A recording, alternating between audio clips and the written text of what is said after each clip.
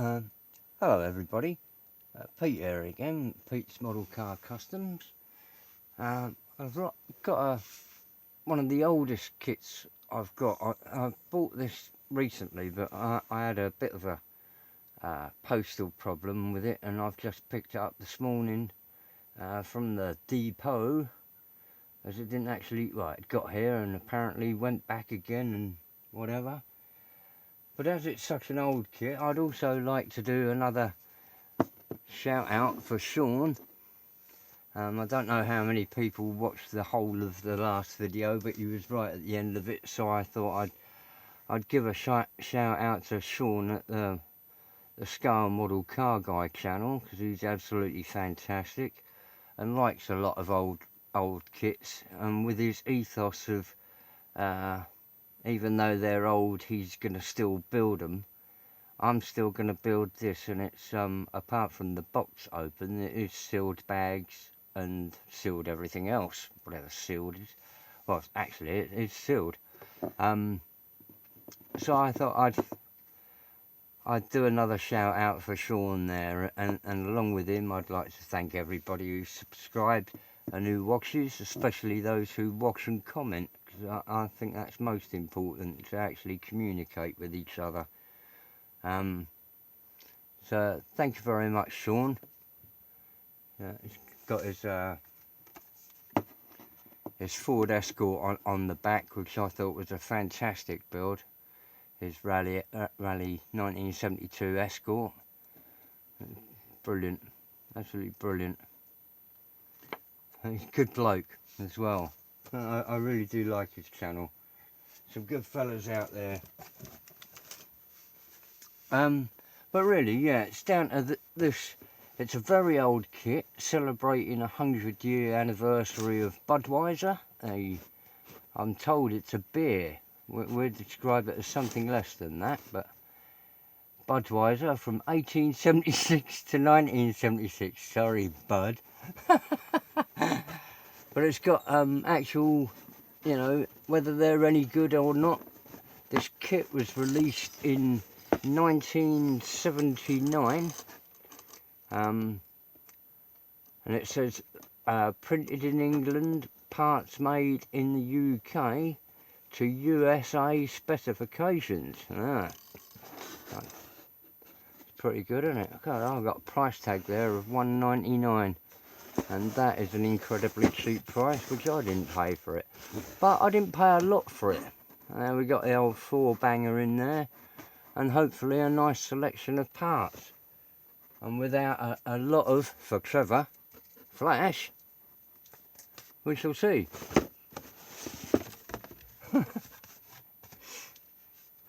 Take the lid off. Good start. It's got as you can see, everything is still bagged. There's no chrome, and strangely for an AMT matchbox colour, it seems to be only moulded in this red plastic, which is a double red, not a bright red, so it will cover up easy. There goes my kneecap. And inside we've got another sealed bag with the tyres, window glass for the doors and side panels, and these decals, water slide transfers. So I'm gonna actually open this bag up first, because I will want to sort of separate that and have a look at these decals.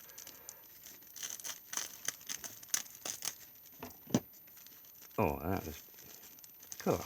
Ancient air that hasn't seen other air for 44 years. That's quite incredible. I'll bring these up. There's obviously a lady there of turn of the century. Wow, I know Budweiser's originally Czechoslovakian or something, isn't it? I can't quite see what that says, but would a lady would a lady in America be dressed like this? She looks rather European to me, if it can get focus. Come on. holding what looks like nearly a stein rather than a pint pot. But German beer, isn't it? Oh, Czech beer. There you go, 100th anniversary of Focus. Why won't it focus? It was in and out. And some other emblem there. I take it that's the actual Budweiser crest. I don't know. I've probably drunk a couple of bottles of the stuff.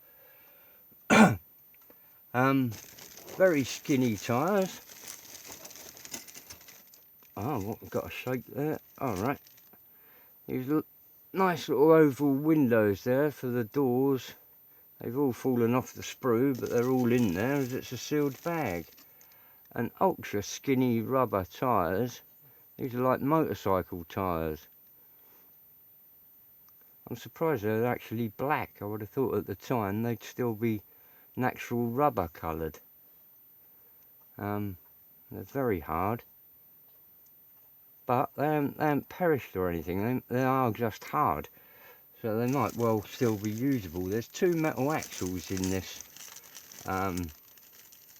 bag as well. 2 metal axles, and there's the actual screen divided into 2 halves. You know, a headlamp. It's quite good, this. I'm considering they're all rattling around in one bag with metal axles as well. I'm glad there's no scratches on that windscreen. There's the other headlamp buried in the bottom. 1, 2, 3. Right, no, yeah, 3 loose windows and a 4th window on the sprue. That's good. So they're all there. Those decals are quite nice. I'm gonna put them in the window and see if I can get rid of some of that yellowing, because they are slightly yellowed. I'll put them in a window for a week.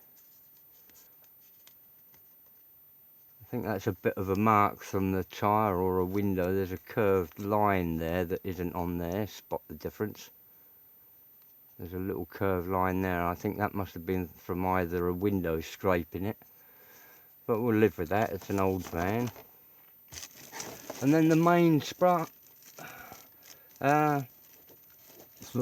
main sprue bag. I'll just cut it open with a pair of scissors. Great invention, scissors. And already I can see a bit of flash.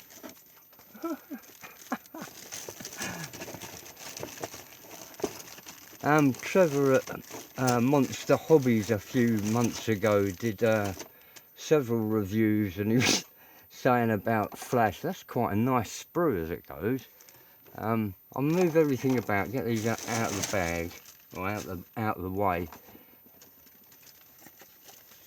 and come back with that. This really does look quite a nice sprue. That axle over there is cleanly moulded, and so are these. There's not any sign of flash on this sprue. And the carburetor and engine manifold, exhaust manifold setup. If I can, right, come on, that's really quite nice for the intricacy of what's wobbling around there. I don't know if this had a release by AMG in the States prior to this Budweiser release. That would be interesting to know. I'll try and fall off now. I can see the radiator over there is hanging on by the skin of its teeth.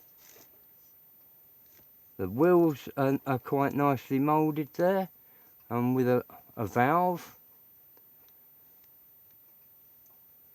Some long, by the look of it, chassis spars with a load of sink marks all the way down it. So we've gone from an excess to not an... oh, that's gone. All the way down these spars. And let's try and get those in. There's a row... oh, there you go. Lovely shot. Look. Sink marks all the way down. I don't know whether we can enhance that or...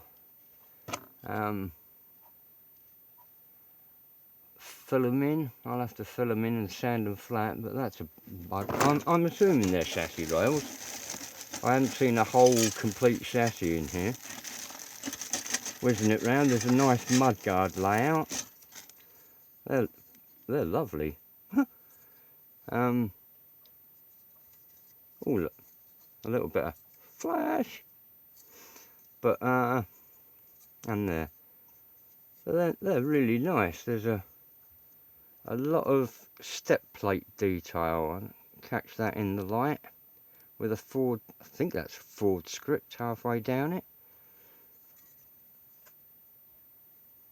They're really quite nice.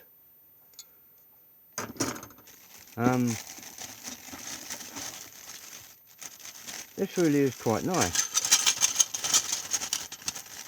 He says with his mouth open, really. That's all I can see there, and they're not on the around the corner there. But there can't have been many pressings of this. I've got massive heat distortion there. That's a bit of a. But those parts are. I know from looking at the instructions earlier, these parts along here are dashboard fittings, a sort of speedometer and gauge and some other box, and they still look rather square, so this distortion is not really doing the parts any harm. There's a couple of ejector marks on the inside, but as you panelled the inside or something, they're certainly not very. They are in fact prominent there, and not very deep there, so not a problem. And overall, it really is quite crisply moulded. I've noticed there that the although it's got a C cab cutaway, it's not like the later seat cabs with the curve the roof as well. This has got a very old-fashioned wagon top. Let's grab that rooftop panel with a curve like a railway carriage. A wood grain on the inside, that's quite nice with those struts. And then a similar floor panel with a nice wood grain on it, but quite sunken from the underside ribs, which is a shame. And the same with the roof. In the rest of the parts are just the engine halves sump that are loose in the bottom, but that's a lovely looking sump part with nice underside details there. And pop these together while we're here. The main engine block and gearbox. There's what looks like thinning detail down there. I'm not quite sure. Get that together and painted. But overall, it's a really nice looking model. I've got a hose here or something. Pop that back in the bag. And a cylinder head and the engine cover in one piece with well, rather disappointing detail compared to the rest of the kit. There is sort of like handle and catch detail down the bottom there, but it's very lacking. I don't think I'm going to hinge this one. It's a bit small and fiddly for me to have a go at hinging. Overall, it's a very nice looking kit. I'm quite pleased with that. The 1923 Model T by AM2 Matchbox. Hope you're all well, and best wishes from jolly old England. Bye.